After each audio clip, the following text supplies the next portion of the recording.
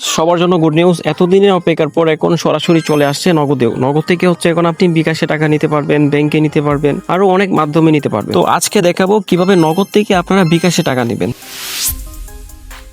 আর নগদ থেকে বিকাশে টাকা নেওয়ার জন্য সবার প্রথম নগদ অ্যাপসে চলে যাবেন।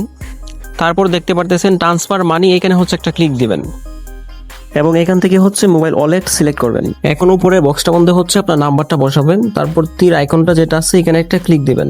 এখন 2 নম্বরে দেখতে পারতেছেন ওয়ালেট সিলেকশন, ওইখানে টাচ করে হচ্ছে আপনি বিকাশটা সিলেক্ট করে দিবেন, ঠিক আছে।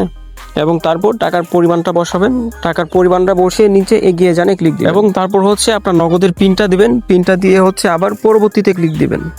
তারপর তো সবাই জানেন এখানে টাচ করে ধরে রাখবেন কিছুক্ষণ, তো তাহলেই হচ্ছে আপনার টাকাটা নগদ থেকে সরাসরি বিকাশে চলে যাবে। এবং আপনারা ইতিমধ্যে দেখতে পারতেছেন এনএসবি ট্রান্সফার মানি সফল হয়েছে, তার মানে নগদ থেকে টাকাটা বিকাশে অলরেডি চলে গেছে, ঠিক আছে। তো এখন কাজ হচ্ছে জাস্ট বিকাশে চলে যাবেন, গিয়ে চেক করবেন যে টাকাটা আসলে আসছে কিনা। তো তার জন্য বিকাশ অ্যাপসে গিয়ে তারপর লেনদেন হিস্ট্রিতে ক্লিক দিবেন এবং আপনারা কিন্তু দেখতে পারতেছেন বিকাশে টাকাটা চলে আসছে, ঠিক আছে। আর আরেকটা বিষয় হচ্ছে সবার জানা উচিত, নগদ থেকে এভাবে যদি বিকাশে টাকা পাঠান তাহলে প্রতি 1000-এ 8 টাকা 50 পয়সা চার্জ কাটবে, ঠিক আছে। যেটা অনেক কম, আপনাদের জন্য সবার জন্য এখন ভালো হবে।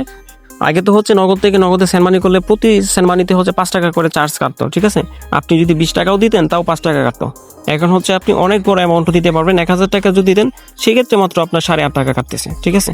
তো 100 টাকা 200 টাকা যদি করেন সেক্ষেত্রে কিন্তু আপনার অনেকটা টাকা বেঁচে যাবে, ঠিক আছে। তাহলে ভালো থাকেন, সুস্থ থাকেন, আজকে এই পর্যন্তই। আর এই ধরনের ইম্পর্টেন্ট তথ্য পাওয়ার জন্য অবশ্যই চ্যানেলটা সাবস্ক্রাইব করে সাথে থাকবেন।